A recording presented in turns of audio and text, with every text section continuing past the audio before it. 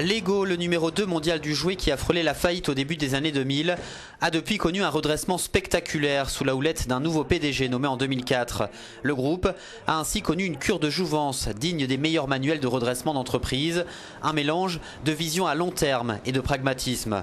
Le nouveau PDG s'est notamment employé à rationaliser la production et les activités. En 2013, les ventes de Lego ont augmenté de 10% pour atteindre 3,4 milliards d'euros. Son bénéfice net a atteint 820 millions d'euros, en hausse de 9%. Nos équipes de développement ont été bons pour lire et écouter l'opinion des enfants, pour trouver le type de produits, de concepts et d'idées qui nous ont placés en tête sur la liste des souhaits des enfants.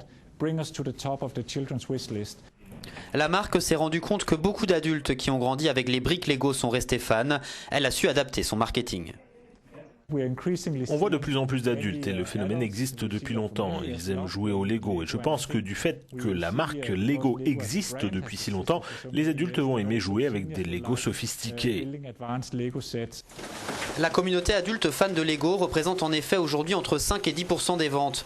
Dans les années 90, le groupe a considérablement diversifié ses activités avant de faire machine arrière. Il finit notamment par vendre 70% de ses parcs d'attractions, pourtant très rentables. Le plus important pour nous, c'est de se focaliser sur l'idée centrale et de la réinventer sans cesse. Mais c'est super qu'il y ait un film et un jeu vidéo, et cela a certainement contribué à notre activité de façon synergique. L'année commence très bien pour le groupe avec La Grande Aventure Lego, film d'animation en tête au box-office américain depuis 3 semaines. Il promet de rapporter gros partout ailleurs.